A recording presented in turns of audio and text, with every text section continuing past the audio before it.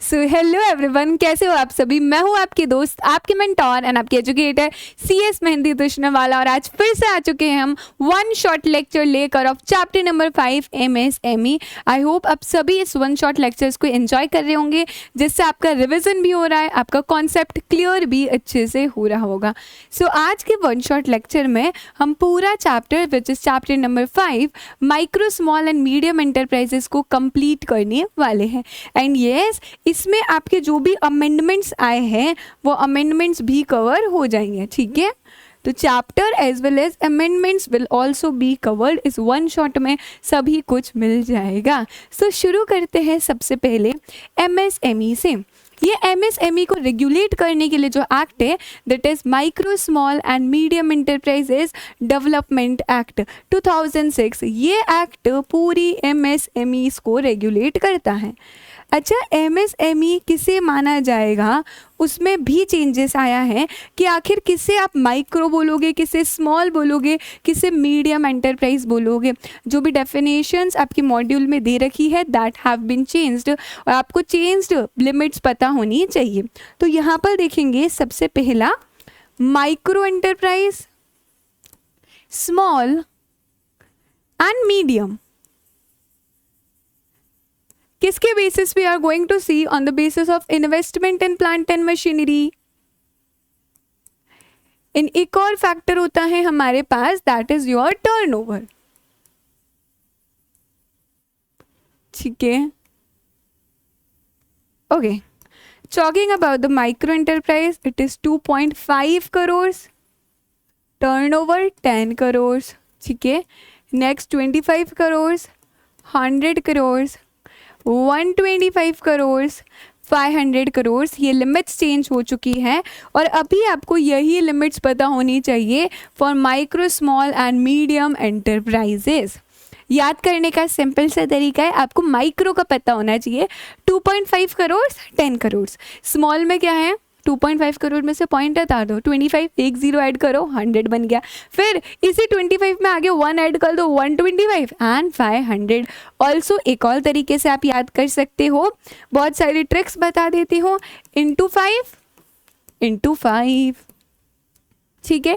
इस तरीके से भी याद हो सकता है। ये आपका माइक्रो है, स्मॉल है, मीडियम एंटरप्राइजेस है। और भी कुछ डेफिनेशन से इस एक्ट के अंदर विच इज नेक्स्ट आती है हमारी अपॉइंटेड डे। कि अपॉइंटेड डे किसे बोला जाएगा। सी, आपके सप्लायर ने क्या किया है, गुड्स भेजे हैं, ठीक है। सप्लायर ने गुड्स भेजे, वैसे से सप्लायर ने गुड्स भेजे तो क्या माइक्रो स्मॉल और मीडियम एंटरप्राइजेस ही सप्लायर हो गई। यस दीदी। तो अभी यहाँ पर देखना, the day following immediately after the expiry of period of 15 days from the date of acceptance या deemed acceptance of any goods by a buyer from supplier. Let us assume micro small enterprise ये आपकी supplier है, supplier ने goods भेजे हैं। जिस दिन आपने goods accept किए हैं, जो आपकी date of acceptance of goods है, वहाँ से 15 दिन बाद की जो भी डेट होगी आफ्टर 15 डेज, उसे अपॉइंटेड डे माना जाएगा। सो बायर के पर्सपेक्टिव से देखो, what is a appointed day. जिस दिन आपने गुड्स एक्सेप्ट कर लिए हैं उसके 15 डेज बाद, after the expiry of 15 days जो दिन आएगा that will be considered as appointed date. Next है बोर्ड। बोर्ड में सिंपल सा बोल दिया गया, MSME के लिए जो नेशनल बोर्ड बनाया गया उसे हम कहेंगे बोर्ड अंडर सेक्शन 3। सप्लायर क्या होता है, तो सप्लायर मतलब कोई भी माइक्रो या स्मॉल एंटरप्राइज, और इसके अंदर ये 3 अथॉरिटीज इंक्लूड होती हैं। The first one is national small industries corporation, second is small industries development corporation, third बोला है कोई भी कंपनी, कोई भी कोऑपरेटिव सोसाइटी, कोई भी ट्रस्ट, कोई भी बॉडी कॉरपोरेट जो कि रजिस्टर्ड है लॉ के अंदर और गुड्स कौन से सेल कर रही है which are produced by micro and small enterprises. इसको समझो जैसे कि कोई माइक्रो और स्मॉल एंटरप्राइज है और एक कंपनी। अभी एक कंपनी माइक्रो और स्मॉल एंटरप्राइजेस से गुड्स खरीद के आगे सेल कर रही है, so this company will also be come under the definition of supplier. एक बार रिकॉल करेंगे, MSMEs micro small medium, limits 2.5 crore 10 crore, 25 crore 100 crore, 125 crore 500 crore. ठीक है। अपॉइंटेड डे मतलब क्या है? Date of acceptance of goods से 15 डेज के बाद। बोर्ड मतलब नेशनल बोर्ड। सप्लायर मतलब माइक्रो और स्मॉल एंटरप्राइज, इसमें कौन आएगा? NSIC आएगा। स्मॉल इंडस्ट्रीज डेवलपमेंट कॉरपोरेशन, कोई भी कंपनी, कॉरपोरेशन, ट्रस्ट, सोसाइटी जो कि वो गुड्स सेल कर रही है which are produced by micro और स्मॉल एंटरप्राइज। ठीक है। एंड आई वांट कि आप सभी मेरे साथ साथ बोलते जाओ, रिवाइज करते जाओ। इस तरह से स्क्रिबल करके भी आप इन्हें का बेनिफिट ले सकते हो। अपॉइंटेड डे, यहाँ पर हम लोगों ने देखा जिस दिन गुड्स एक्सेप्ट किए उसके 15 डेज बाद, आफ्टर एक्सपायरी ऑफ 15 डेज, उसे बोला जाता है अपॉइंटेड डे। बोर्ड मतलब जो सेक्शन 3 में है, एंड सप्लायर का डेफिनेशन, ये आप स्क्रिबल कर सकते हो। Next, as we have seen कि यहाँ पर नेशनल बोर्ड है micro small and medium enterprises के लिए। तो ये नेशनल बोर्ड में होगा कौन कौन? कॉन्स्टिट्यूशन क्या है बोर्ड का? And you can see a beautiful सा chart here only. I know ये कॉन्स्टिट्यूशन ऑफ बोर्ड वाला टॉपिक देख के ना दिमाग में ऐसे चक्कर आता है कि इतना सब याद कैसे होगा, बट फॉर यू ऑल मैंने प्यारे से 110 चार्ट्स बनाए। इस चार्ट से एक एक चीज़ क्लियर हो जाएगी, क्योंकि ये याद करने वाला पॉइंट है, और जहाँ याद करना होता है वहाँ तुम्हें प्रॉब्लम आती है। अभी बोर्ड में कौन हो सकता है, इसका पूरा चार्ट है। सेंट्रल गवर्नमेंट का एक मिनिस्ट्री जो कि चेयरपर्सन होगा, स्टेट गवर्नमेंट के मेंबर्स। आई वांट एक बार अच्छे से रीड कर लो, ये पूरा चार्ट अपने दिल और दिमाग में बैठा दो। Just a minute.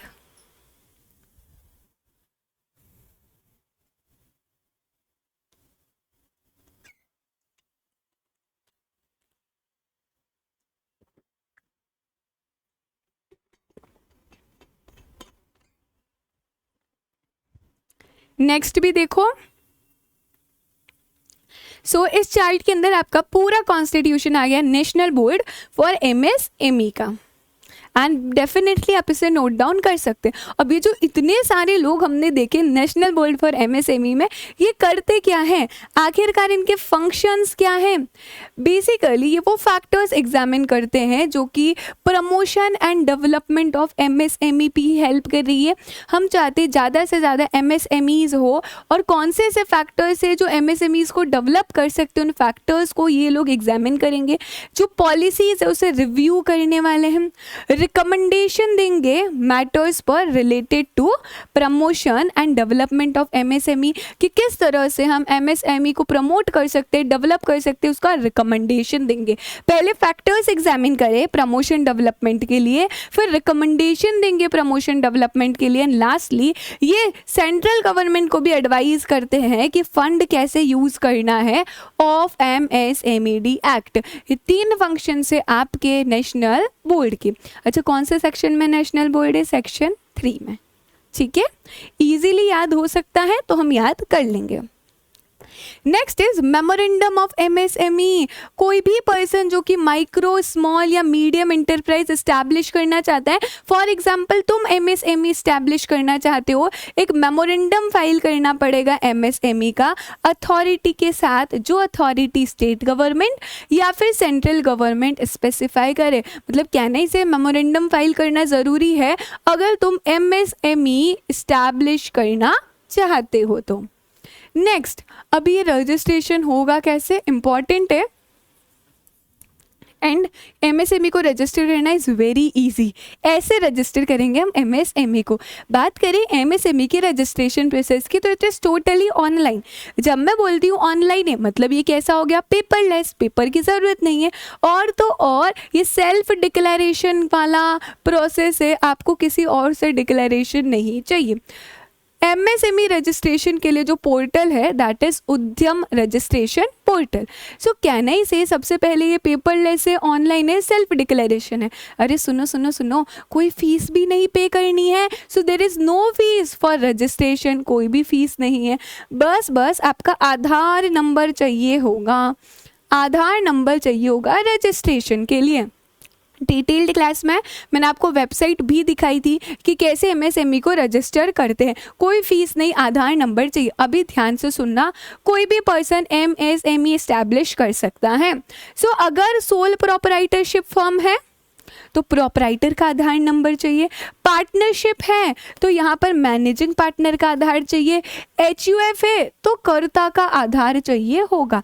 मीन्स किसी भी एस्टैब्लिशमेंट को आप माइक्रो, स्मॉल या मीडियम एंटरप्राइज की तरह मान सकते हो, एंड डिपेंडिंग अपॉन आपकी एस्टैब्लिशमेंट क्या है उस हिसाब से आपको आधार नंबर चाहिए होगा। अगर हमारी एस्टैब्लिशमेंट कंपनी है, LLP है या फिर कोऑपरेटिव सोसाइटी या ट्रस्ट है, उस केस में आपको GST नंबर और पैन नंबर भी चाहिए अलोंग विथ आधार नंबर। मतलब दो चीज़ें एडिशनल हो जाएगी, GST एंड पैन। ऊपर वाले केसेस में only Aadhaar number was required, लेकिन यहाँ पर कंपनी, कोऑपरेटिव सोसाइटी हो गया, ट्रस्ट हो गया, LLP हो गया, आधार नंबर के साथ साथ GST और पैन भी चाहिए। परफेक्ट।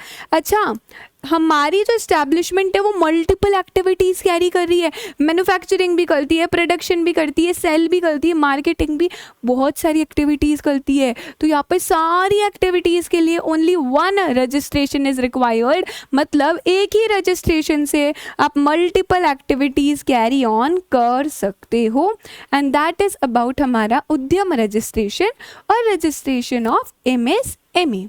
अच्छा, कुछ बातें का ध्यान रखेंगे।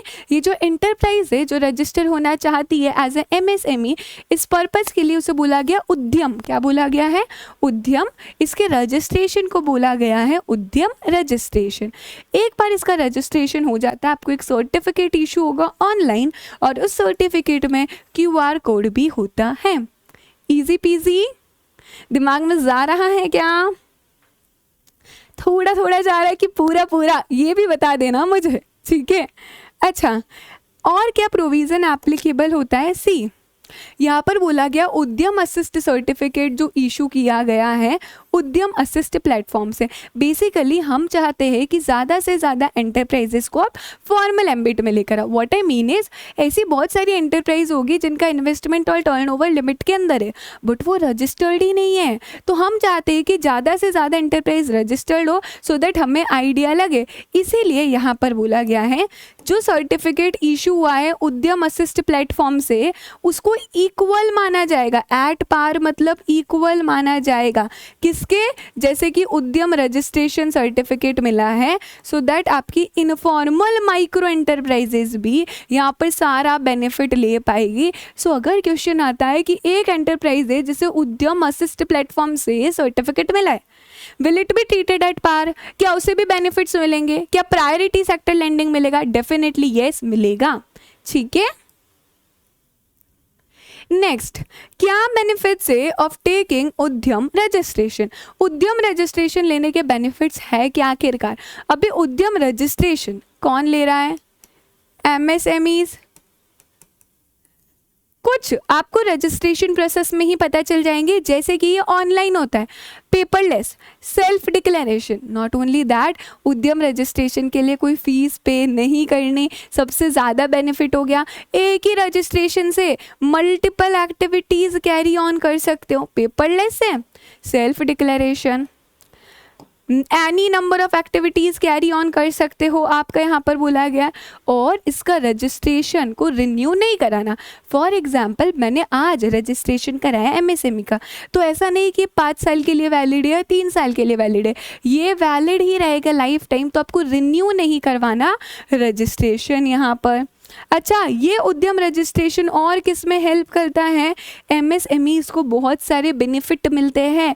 प्रायोरिटी सेक्टर लेंडिंग मिलेगी, पहले इन्हें लोन दिया जाएगा। बैंक्स को कुछ सर्टेन परसेंटेज बता रखा है, कितना परसेंटेज लोन आपको MSMEs को देना है, तो जब भी इन्हें लोन की ज़रूरत मिलेगी ईजिली लोन मिल जाएगा अगर वो MSME है तो। गवर्नमेंट टेंडर्स में हेल्प मिलती है, गवर्नमेंट के प्रोजेक्ट में इन्हें पहले प्रायोरिटी दी जाएगी। एंड अभी हमने प्रायोरिटी सेक्टर लेंडिंग तो देख ही लिया। These are the benefits of taking Udyam registration. इतने बेनिफिट इसलिए दिए जा रहे हैं सो दैट ज़्यादा से ज़्यादा एंटरप्राइज अपने आप को रजिस्टर करेगी। नेक्स्ट आता है हमारे पास NSIC रजिस्ट्रेशन। क्या है NSIC? NSIC भी एक तरह का सप्लायर है, ठीक है, नेशनल स्मॉल इंडस्ट्रीज कॉरपोरेशन। ऐसी एंटरप्राइजेस जिन्होंने उद्यम रजिस्ट्रेशन करवा रखा है अब वो NSIC रजिस्ट्रेशन कराएगी।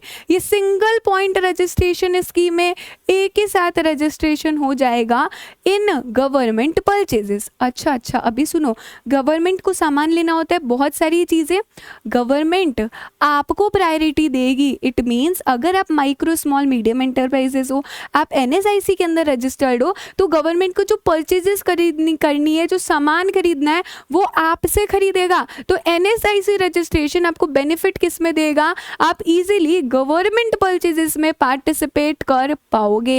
ये होता है हमारा NSIC registration. Not only that, जो पब्लिक प्रोक्योरमेंट पॉलिसी है MSMEs के लिए, उसमें भी आपको बेनिफिट मिलेगा। अच्छा, अभी समझना, चाहे आप मैन्युफैक्चरिंग में हो, चाहे आप सर्विसेज दे रहे हो, अगर आपने MSME के अंदर रजिस्टर करा रखा है, उद्यम रजिस्ट्रेशन करा रखा है, तो ही आप एलिजिबल माने जाओगे NSIC रजिस्ट्रेशन के लिए। हमने शुरू में ही पढ़ लिया। तो दीदी NSIC रजिस्ट्रेशन करे कैसे? There are 2 methods. आप ऑनलाइन भी रजिस्टर करवा सकते हो और ऑफलाइन भी। ठीक है, ऑनलाइन भी ऑफलाइन भी। अभी हमें ऑफलाइन रजिस्टर करवाना है, तो ये भी मैंने तुम लोगों के लिए लिख दिया है ना। खुश रहो, बस अच्छे से पढ़ो।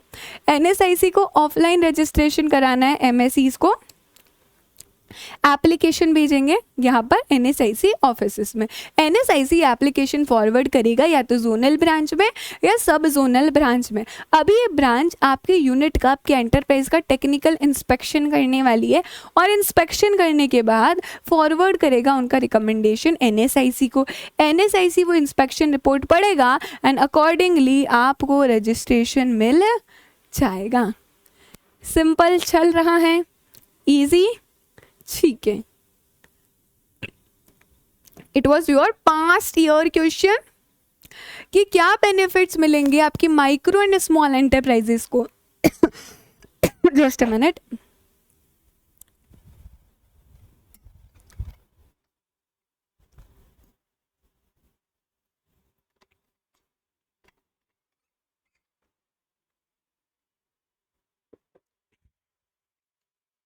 यस, सो आपकी माइक्रो एंड स्मॉल एंटरप्राइजेस जिन्होंने NSIC के अंदर रजिस्टर करा दिया, उन्हें बेनिफिट क्या मिलेंगे? 4 बेनिफिट्स मिलते हैं। सबसे पहला, issue of tender sets free of cost. It means जो गवर्नमेंट के टेंडर्स होते हैं, जो प्रोजेक्ट्स होते हैं बड़े बड़े, वो पहले टेंडर्स आपको दिए जाएंगे, आपको प्रायोरिटी दी जाएगी उस टेंडर को कंप्लीट करने के लिए, तो इजीली आप कंप्लीट कर सकते हो। दूसरी चीज़, आपको कुछ अमाउंट पे करना होता है, तो यहाँ पर पे करने की ज़रूरत नहीं है, इजीली आपको टेंडर मिल जाएंगे फ्री ऑफ कॉस्ट में। दूसरा, एग्जाम्पशन। एग्जाम्पशन मतलब होता है रिलैक्सेशन। किस चीज़ से रिलैक्सेशन है? कि आपको अर्नेस्ट मनी डिपॉजिट नहीं करना, एडवांस में पैसा डिपॉजिट करने की ज़रूरत नहीं है। बिकॉज आपने NSIC रजिस्ट्रेशन करा रखा है, आप माइक्रो एंड स्मॉल एंटरप्राइज हो, जनरली आपको कुछ पैसा एडवांस में देना होता है। कोई प्रोजेक्ट आपको मिल रहा है तो उसके लिए आपको एडवांस में पैसा देना होता है, जिसे बोला जाता है अर्नेस्ट मनी डिपॉजिट। लेकिन यहाँ पर आपको एक्सेम्पशन दिया गया है, रिलैक्सेशन दिया गया है। अच्छा, ये जो टेंडर प्रोजेक्ट्स है उसके लिए आपको कंसोर्टिया फैसिलिटी भी मिलेगी। अभी ma'am, what is consortia facility? Consortia basically consortium होता है विच इज 2 और मोर मिलकर भी कर सकते हैं। इट मीन्स, मान लो एक माइक्रो एंड स्मॉल एंटरप्राइज है जिसके पास गवर्नमेंट का प्रोजेक्ट आता है कि हमें इतने आर्टिकल सप्लाई कर दो, बट वो एंटरप्राइज इतने आर्टिकल सप्लाई नहीं कर सकती। वो बोलेगी हम 3 एंटरप्राइज मिलकर आपको आर्टिकल सप्लाई कर देंगे। It is allowed, it is available. So basically क्या मैं कह सकती हूँ, ये MSE 1, 2, 3 ये तीनों मिलकर पार्टिसिपेट कर सकती है इन टेंडर प्रोजेक्ट्स, इन टेंडर मार्केटिंग। ठीक है, ये होता है कंसोर्टिया फैसिलिटी। अभी थर्ड पॉइंट, जिससे बच्चों को लगता है डर कि ये बोलना क्या चाह रहा है ना, हमें समझ ही नहीं आता है। इजीली आज समझ आ जाएगा और तुम्हारा डर गायब हो जाएगा। एक बार I want you all to read. अभी आपके micro and small enterprises tender में पार्टिसिपेट कर रहे हैं। गवर्नमेंट आपसे पूछेगा कि हमें ये प्रोडक्ट चाहिए, कितने में दोगे। माइक्रो एंड स्मॉल एंटरप्राइज उनका प्राइस बताएंगे कि हम इतने में आपको ये प्रोडक्ट देंगे, ठीक है। वही बोला गया टेंडर पार्टिसिपेटिंग में एमएससीज अपना प्राइस बताएगी, वो प्राइस ना बता तो रही है, साथ में गवर्नमेंट नॉन एमएसई से भी पूछता है। नॉन एमएसई मतलब जो माइक्रो एंड स्मॉल एंटरप्राइज नहीं है उनसे भी पूछेगा। पता चलता है कि नॉन माइक्रो स्मॉल एंटरप्राइज का प्राइस कम है। अच्छा सुनो, यहाँ पर थर्ड पॉइंट क्या बोलता है, ये है हमारी माइक्रो स्मॉल एंटरप्राइज, ये है हमारी non micro small enterprise. Example समझना, माइक्रो स्मॉल एंटरप्राइज से पूछा है कि तुम कितने में दोगे, ये बोलते हैं हम देंगे ₹110 में। नॉन माइक्रो स्मॉल एंटरप्राइज से पूछा है, ये बोलते हैं हम देंगे ₹100 में। अभी गवर्नमेंट को बेनिफिट कहाँ से होगा, गवर्नमेंट कहाँ से लेगी। तुम्हें कोई चीज़ एक जगह ₹100 में मिल रही है, एक जगह ₹110 में मिल रही, तुम कहाँ से लोगे मैम, जहाँ से ₹100 में मिल रहा है। तो गवर्नमेंट भी वही से ही लेना चाहेगी ना जहाँ से ₹100 में मिल रहा है। बट हम चाहते हैं माइक्रो स्मॉल एंटरप्राइज प्रमोट हो, उनका डेवलपमेंट हो। इसीलिए अगर ये जो प्राइस है, मतलब जो माइक्रो स्मॉल एंटरप्राइज ने प्राइस बताया है वो विद इन प्राइस बैंड है, विद इन प्राइस बैंड। अभी ma'am with in price band मतलब क्या, देखो नॉन माइक्रो स्मॉल एंटरप्राइजेस के प्राइस को बोला जाता है L1, मतलब यहाँ पे 100 क्या माना जाएगा, L1 माना जाएगा। विद इन प्राइस बैंड मतलब L1 प्लस 25%। सो कहने से 100 का 25% यानी कि 125। तो अगर आपकी माइक्रो स्मॉल एंटरप्राइज की प्राइस 125 के अंदर अंदर है तो हम उसे बोलेंगे तुम अपनी कॉस्ट रिड्यूस कर लो। हम उसे क्या बोलेंगे, टू रिड्यूस द कॉस्ट, तुम अपनी कॉस्ट रिड्यूस करो और किसके इक्वल ले आओ, and make it equal to L1, L1 के इक्वल लेकर आ जाओ, जो कि आपकी नॉन माइक्रो स्मॉल एंटरप्राइज की यहाँ पर प्राइस है। अभी देखो टेंडर पार्टिसिपेटिंग में एमएससी प्राइस कोट करेगी अगर वो विद इन प्राइस बैंड है L1 प्लस 15% के, अच्छा just a second sorry, it is L1 plus 15% है ना, हमारा L1 प्लस 15% के अंदर है विच इज़ 115 हो गया यहाँ पर। L1 प्लस 15% के अंदर है तो हम उसे बोलेंगे कि हम आपसे ले लेंगे, हम आपसे प्रोडक्ट ले लेंगे अगर आप अपनी प्राइस कम कर देते हो और L1 के इक्वल लेकर आ जाते हो। कितना पोर्शन लिया जाता है उनसे, 25% लिया जाता है।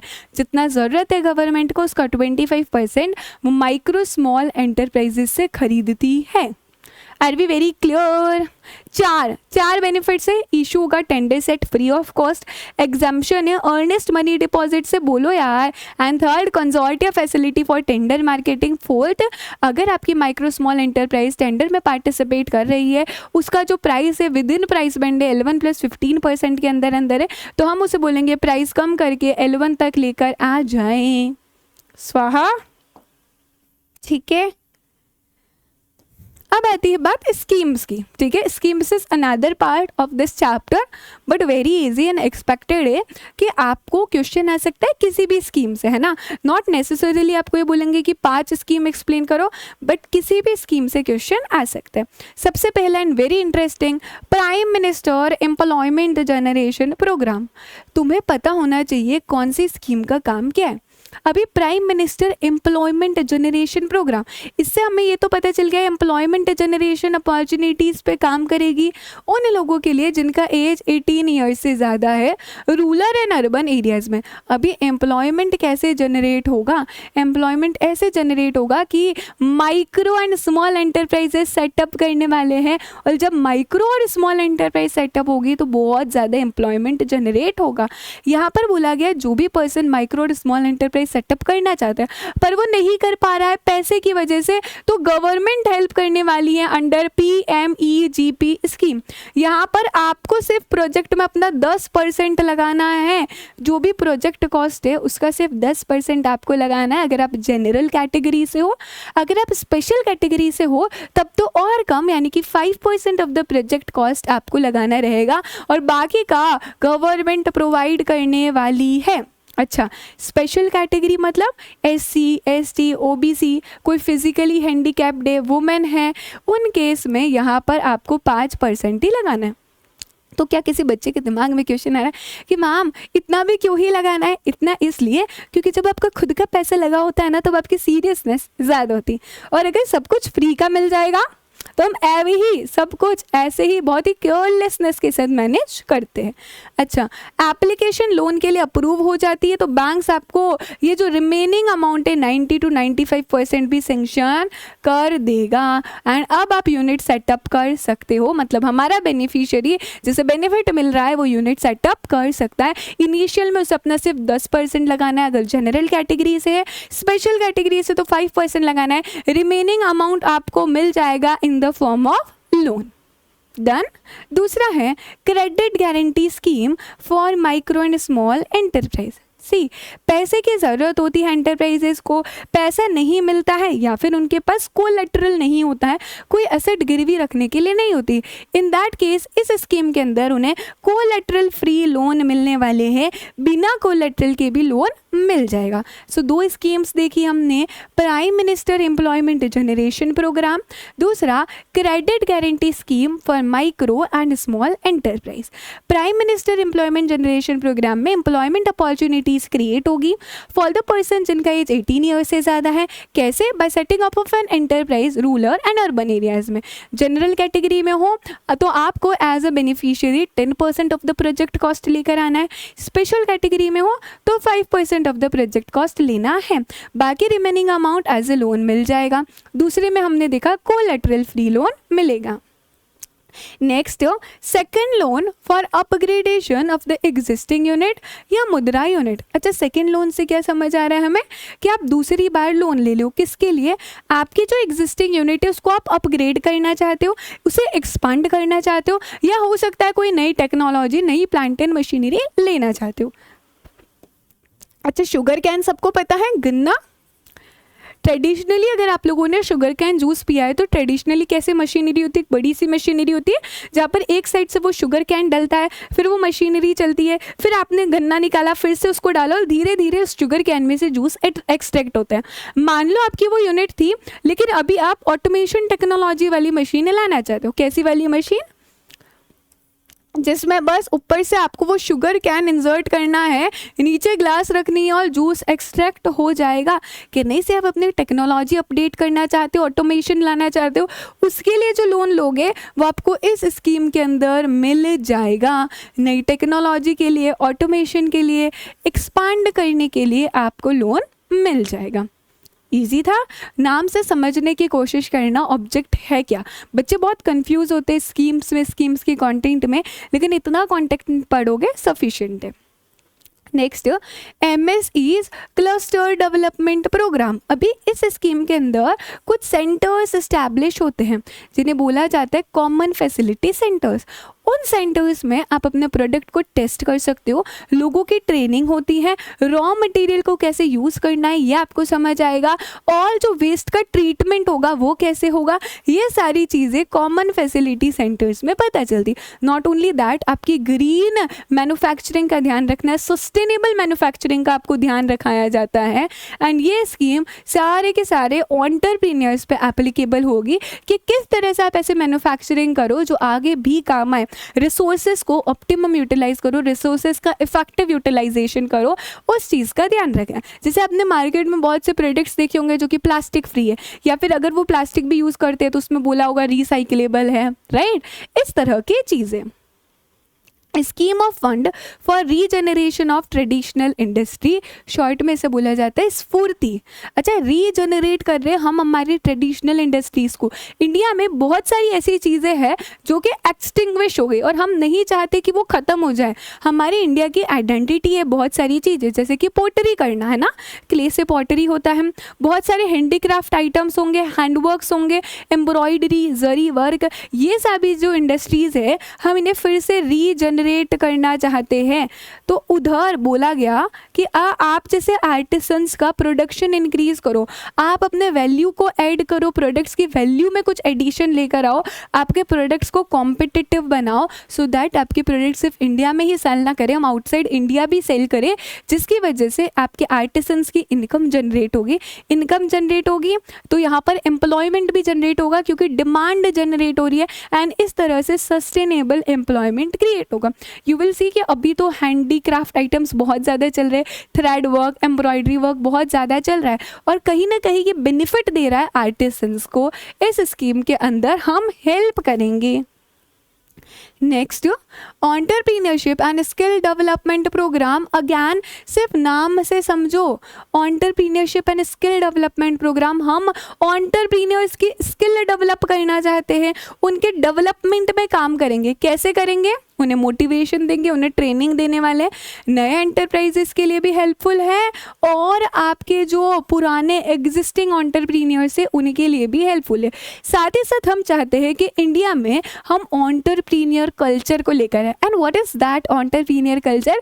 बेसिकली हम चाहते हैं कि यार बच्चा बच्चा बोल सके यार मैं एंटरप्रेन्योर बनूंगा, मैं अपना बिजनेस करूंगा, क्योंकि जब आप खुद का बिजनेस करते हो आपका तो ग्रोथ होता है, आपका तो प्रॉफिट मिलता ही है, बट साथ ही साथ आपकी इकोनॉमी भी ग्रो करती है, साथ ही साथ लोगों को एम्प्लॉयमेंट भी जनरेट होता है, इसीलिए इतने बेनिफिट्स दिए जाते हैं। सो यहाँ पर हम एंटरप्रेन्योर कल्चर को इम्प्रूव करना चाहते हैं एंड सेकेंडली इसके लिए हम एग्जिस्टिंग एंटरप्रेन्योर्स, नए एंटरप्रेन्योर्स को मोटिवेशन एंड ट्रेनिंग देंगे। नेक्स्ट है असिस्टेंस टू ट्रेनिंग इंस्टीट्यूशन अति स्कीम। अगैन अभी हमने ये तो बोल दिया कि हम एंटरप्रेन्योर्स को ट्रेनिंग देंगे, एंटरप्रेन्योर्स को मोटिवेशन देंगे, लेकिन किधर देंगे? उसका प्रॉपर इंफ्रास्ट्रक्चर तो होना चाहिए। अरे मशीनरीज तो होनी चाहिए, प्रॉपर इंफ्रास्ट्रक्चर के लिए जो भी डिवाइसेस की रिक्वायरमेंट है वो तो होना चाहिए। इसीलिए इस स्कीम के अंदर हम इंफ्रास्ट्रक्चर क्रिएट करेंगे, उसे स्ट्रेंथन करेंगे और सो दैट वो की हेल्प कर पाएगा स्किल डेवलपमेंट प्रोग्राम में। नेक्स्ट, कोयर विकास योजना। अभी व्हाट इज कोयर? कोकोनट पता है सभी को, कोकोनट नारियल, नारियल का जो आउटर पार्ट होता है that is known as coir. And आपको पता भी नहीं होगा उस कोयर से बहुत सारी चीज़ें बन सकती हैं। तो यहाँ पर स्पेशली इस योजना के अंदर बताया गया उस कोयर से क्या क्या बन सकता है, कोयर को प्रोसेस करके आप क्या क्या बना सकते हो, उसमें वैल्यू एडिशन करके क्या क्या चीज़ें बना सकते हो and once you have made that आप फिर उसे सेल कर सकते हो। जैसे कि सबसे ज़्यादा क्लासिक एग्जाम्पल है उस कोयर का ना, रोप, रस्सी बनती है। आई डोंट नो आपने देखी होगी कि नहीं, बट येस उसका रस्सी बनाया जाता है, ये सबसे ज़्यादा बेस्ट एग्जाम्पल है। तो स्पेशली इसके लिए एक बोर्ड सेटअप किया गया है, ट्रेनिंग सेंटर्स सेटअप करे गए, सेमिनार्स होते हैं, अवेयरनेस प्रोग्राम होती है सो दैट लोगों को पता चले कि कोयर कोई वेस्ट नहीं, उससे बहुत सारी चीज़ें बन सकती है, उसका वैल्यू एडिशन करके आप उसे सप्लाई भी कर सकते हो। आर बी वेरी क्लियर यहाँ तक? अच्छा, next, procurement and marketing support scheme. Again अभी हमने मार्केट क्या करा, प्रोडक्ट्स तो बना लिए, लेकिन उसे सेल कैसे करें? ठीक है, या कोई तरीका होता है कि सेल करने का? तो इस स्कीम के अंदर आपको नया मार्केट एक्सेस मिलता है। हो सकता है अभी तक एक पर्सन, एक सप्लायर अपने प्रोडक्ट्स को सिर्फ राजस्थान में ही सेल कर पा रहा है, लेकिन थ्रू दिस स्कीम वो पार्टिसिपेट कर सकता है नेशनल एग्जीबिशंस में, not only national but international exhibition में, फेयर्स में वो पार्टिसिपेट यहाँ पर कर सकता है। साथ ही साथ इस स्कीम के अंदर उन्हें बताया जाता है कि आपको कैसे पैकेजिंग करनी है, what is the importance of packaging, what are the methods of packaging, अभी लेटेस्ट टेक्नोलॉजी क्या चल रही है, और आप एक्सपोर्ट करना चाहते हो, आउटसाइड इंडिया सेल करना चाहते हो तो क्या इम्पोर्ट एक्सपोर्ट पॉलिसी। अभी ये सुना होगा तुमने कि जो दिखता है वही बिकता है, राइट?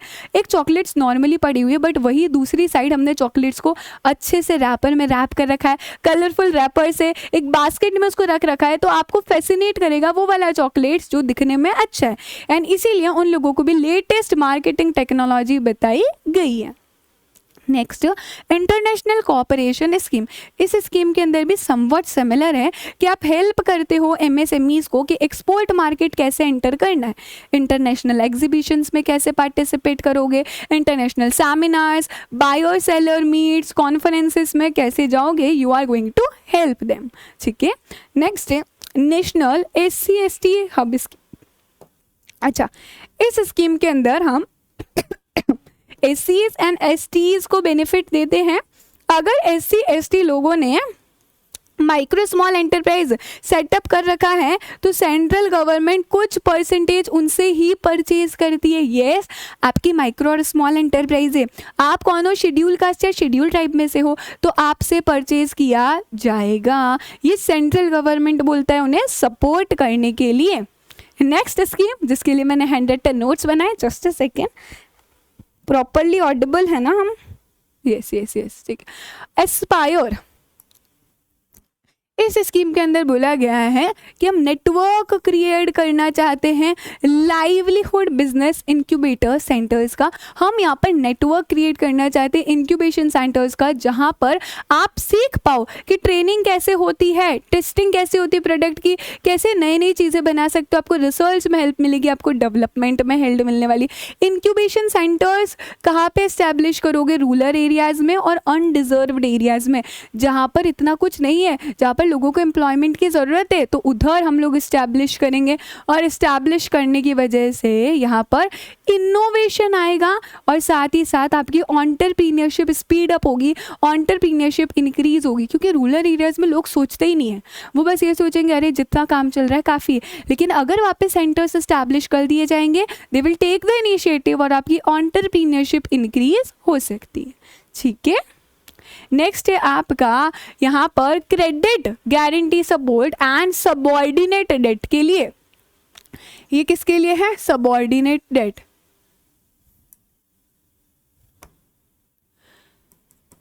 जो आपकी स्ट्रेस्ड MSMEs होती हैं उनको सबऑर्डिनेट डेट दिया जाता है।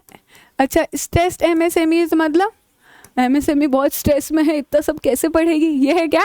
नहीं, स्ट्रेस्ड MSMEs मतलब ऐसी MSEs जिन्होंने लोन लिया है बट अब वो उस पोजीशन में नहीं है कि वो लोन को रीपे कर पाए। ठीक है, तो अब उस पहले वाले लोन को रीपे करने के लिए आप दूसरा लोन लेते हो and that is known as subordinate debt. उसे क्या बोला जाता है? उसे आपका सबऑर्डिनेट डेट बोला जाता है। सो ये स्कीम सबऑर्डिनेट डेट देती है स्ट्रेस्ड MSMEs को।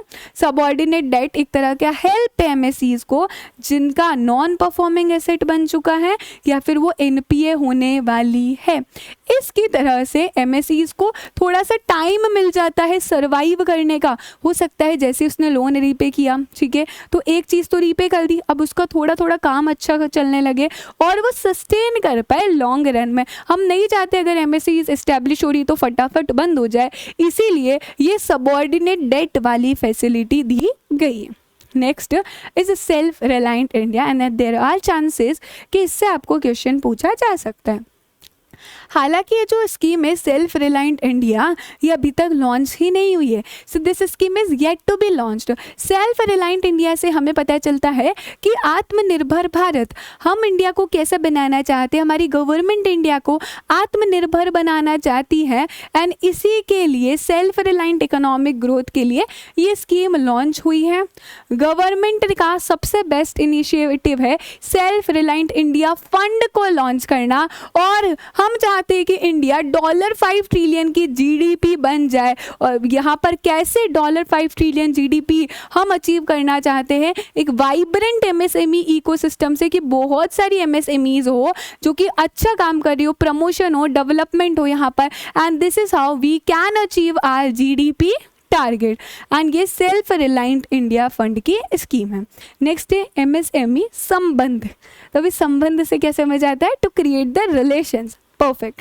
तो यहाँ पर हमें पता है MSEs से सामान कौन लेता है? Government, public sector enterprises, right. तो यहाँ पर हम मॉनिटर करेंगे, इम्प्लीमेंट करेंगे पब्लिक प्रोक्यूरमेंट कि माइक्रो स्मॉल एंटरप्राइजेस से ये सामान ले पाए आपकी public enterprises, not only government but बाकी जो पब्लिक अथॉरिटीज़ है वो भी। ये स्कीम लॉन्च हुई थी पब्लिक प्रोक्यूरमेंट पॉलिसी को मॉनिटर करने के लिए। एंड मैंने इसे public procurement policy, it means आपके पब्लिक सेक्टर एंटरप्राइजेस, आपकी गवर्नमेंट जब MSE MSE से परचेजिंग करते हैं तो उनके बीच का रिलेशन अच्छा होना चाहिए। हर ministry, department, public sector undertaking का एनुअल गोल है, उनको गोल दे रखा है कि आपको एटलीस्ट 25% कहाँ से परचेज करना है, माइक्रो एंड स्मॉल एंटरप्राइजेस से। उनका जो भी टोटल परचेजेस है उसमें से एटलीस्ट 25% उन्हें माइक्रो स्मॉल एंटरप्राइजेस से लेना है। एंड इस तरह से अच्छा रिलेशन क्रिएट हो सकता है by public enterprises and micro small enterprises. अभी आते हैं हम एक और प्यारे सा टॉपिक पे। Again that was your PYQ। Just a second. अच्छा, डिस्प्यूट हो सकता है सप्लायर के बीच में, बायर के बीच में हो सकता है डिस्प्यूट, विचार नहीं मिल रहा है, कोई लड़ाई झगड़ा हो सकता है अमाउंट को लेके। कोई बोल रहा है इतना अमाउंट पेंडिंग है, वो बोल रहे हैं नहीं नहीं ज़्यादा अमाउंट पेंडिंग है। तो किधर जाएंगे? जो अथॉरिटी है that is MSE facilitation council. इसको भी मैंने हैंड रिटन नोट से लिखा है, एक्सप्लेन करती हूँ।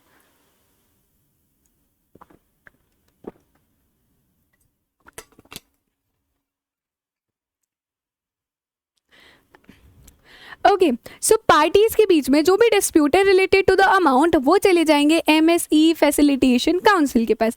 इस काउंसिल को अपना डिसीजन देना है 90 डेज के अंदर अंदर। मतलब जब से रेफर किया है वहाँ से 90 डेज में डिसीजन देना है, ठीक है। अगर कंसिलिएशन सक्सेसफुल नहीं होता, what is conciliation, friendly manner में वो ट्राई करते टू रिजॉल्व द डिस्प्यूट्स, लेकिन हो ही नहीं पा रहा है, या फिर कैंसिल हो गया पार्टीज के बीच में, तो अब ये जो फैसिलिटेशन काउंसिल है वो मैटर खुद से ले लेती है, या फिर उसे कहाँ रेफर करेगी, आर्बिट्रेशन के पास रेफर करेगी। तुम्हारी डिस्प्यूट चल रहा है दोनों पार्टीज के बीच में, ट्राई करेंगे कि हम फ्रेंडली मैनर में उसे डिस्प्यूट को रिजॉल्व कर पाए। नहीं हो रहा है तो ये जो फैसिलिटेशन काउंसिल है खुद से वो मैटर ले लेगी, या फिर उसे रेफर कर देगी आर्बिट्रेशन के पास, ऐसे सेंटर के पास जहां से ऑल्टरनेट डिस्प्यूट रिजॉल्व हो पाए। अच्छा, मान लो डिसीजन आ गया पर तुम सेटिस्फाइड ही नहीं हो। यहाँ पर तुम बोल रहे थे मुझे पता है मुझे 10 लाख देना है, फैसिलिटेशन काउंसिल ने डिसीजन दिया कि तुम्हें 10 नहीं, तुम्हें तो 15 लाख देने हैं। You are not satisfied with the decision, तो तुम क्या बोलोगे, और ऊपर जाऊंगा मैं। इट मीन्स तुम अपील करोगे, यानी कि आप अपील कर सकते हो एज एन अपीलेंट। अगर आपको अपील करनी है तो at least 75% of the amount deposit करना पड़ेगा। मतलब 15 लाख बोला मैंने, तो 15 लाख का 75% पहले डिपॉजिट करो, फिर तुम अपील कर पाओगे, राइट। नेक्स्ट, अच्छा ये MSME फैसिलिटेशन काउंसिल का अगर क्वेश्चन आता है, डेफिनेटली जितना लिखा हुआ है आप उतना लिखोगे and you can score good. अब इस फैसिलिटेशन काउंसिल में होगा कौन कौन, तो सिंपल बोला गया है मिनिमम 3 लोग चाहिए, मैक्सिमम 5 हो सकते हैं। अच्छा, इन कैटेगरीज में से होने चाहिए। सबसे पहला बोला गया है स्टेट गवर्नमेंट के डिपार्टमेंट में से हमें एक डायरेक्टर चाहिए इंडस्ट्रीज का, जिसके पास एडमिनिस्ट्रेटिव कंट्रोल होगा स्मॉल स्केल इंडस्ट्रीज का या माइक्रो स्मॉल मीडियम एंटरप्राइज का। तो यहाँ पर इसको भी लिखवा दूंगी मैं। एक या एक से ज़्यादा ऑफिस बियरर किसका चाहिए, जो कि रिप्रेजेंटेटिव होगा MSME का। एक रिप्रेजेंटेटिव चाहिए हमें बैंक्स का या फाइनेंशियल इंस्टीट्यूशन का जिन्होंने MSME को लोन दिया है। मान लो MSME को लोन दिया है बैंक ने, है ना, MSME बोल रही है अरे हम तो इतना ही पे कर पाएंगे, हमारे पास पैसा ही नहीं है, या हमने तो कर दिया। अभी जो डिस्प्यूट है रिलेटेड टू अमाउंट वो कहा जाता है फैसिलिटेशन काउंसिल में, इसलिए इनका भी एक मेंबर होना ज़रूरी है, और एक ऐसा पर्सन जिसको स्पेशल नॉलेज होगी। तो अभी लिखना चाहते हो इसे तो लिख दो कंपोजिशन। मिनिमम हमें पता चल गया है 3, मैक्सिमम 5। किन किन कैटेगरीज से हो सकते हैं ये लोग, कैटेगरीज स्टेट गवर्नमेंट के डिपार्टमेंट से,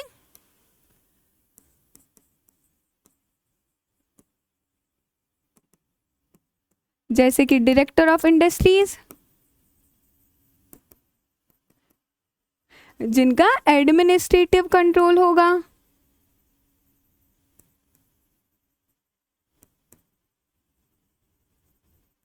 having administrative control of MSMEs।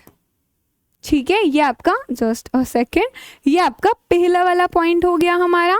दूसरा, representative of micro small medium enterprises, 1 और मोर जो कि रिप्रेजेंट करे, रिप्रेजेंटेटिव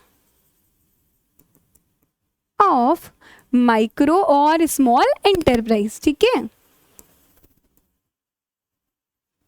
एक हमने कौन देखा, रिप्रेजेंटेटिव चाहिए बैंकर का, representative of banker which land the amount, जिसने अमाउंट दिया है, एंड लास्टली वन और मोर expert in the field of industry, trade, commerce, science and खत्म। ठीक है, अच्छा नेक्स्ट टॉपिक आता है that is an amendment, that is trades.